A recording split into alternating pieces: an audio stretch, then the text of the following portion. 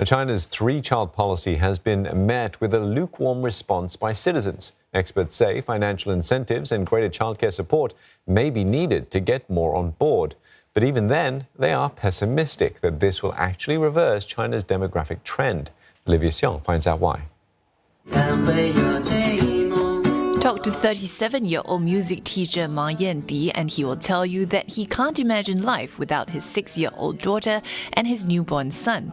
But though fatherhood has been unexpectedly enjoyable for the Heilongjiang native who didn't want a child when he got married, he says he won't consider having a third child, even though China's newly relaxed birth policy allows it. 所以我爱人现在是自己带着2个宝宝。老大现在上学前班，就是幼儿园，然后老二呢现在还在襁褓之中，在嗷嗷待哺的状态，所以他一个人带2个孩子是挺吃力的，所以暂时还不会考虑要3胎。 Because Mr. Ma wants to give his children the best, he's moved to a bigger house and signed his daughter up for swimming, art, and horse riding lessons. There's also the medical expenses and the holidays he hopes to bring his children on. Having another child would require too much, he says. 现在还是整个的社会压力比较大吧，因为生孩子将来你当为人父母了，就是将来要面临的东西就比较多。 给孩子从呱呱坠地开始，然后从生到养，包括上学，包括工作，甚至包括结婚，再甚至包括结婚以后有宝宝，就因为中国的思想比较传统，就是他还是父母对孩子的这种保护性比较好。 所以其实是无形当中给自己造成的压力。 Other young parents we spoke to also felt the same. Authorities have said they would announce supportive measures, but have not specified what these would be yet. 反正现在养孩子的成本都比较高嘛，而且呢，教育资源分布不均匀，孩子考学什么，这都是一个很大的难题。 它并不像有些欧洲国家就明确，你生1个我补多少，你生2个我补多少，然后你的教育是免费的，或者说教育我们政府负担80%、90%。 China relaxed its one-child policy to allow couples to have up to 2 children in 2016, but that did not reverse a steep decline in birth rates.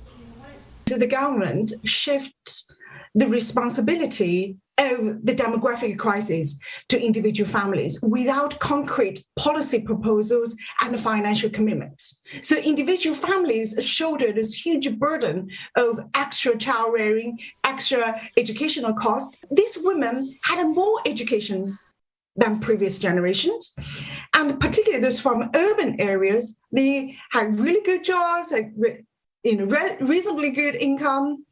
And they're worried about the penalty of motherhood on their careers. But observers add that China's swift announcement following its latest population census shows huge concern over its looming demographic crisis and subsequently a shrinking labor market.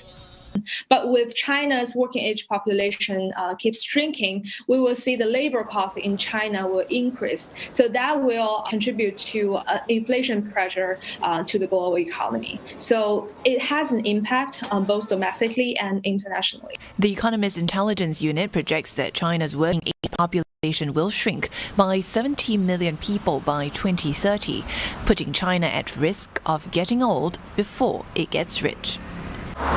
The latest move has brought about much discussion here in China, but not just over birth policy, but also as authorities announced that it has plans to raise the retirement age as well. This as experts expect more measures to be announced in the coming months and years as China tries to tackle its issue of a growing population, which could have implications for social stability in the years to come.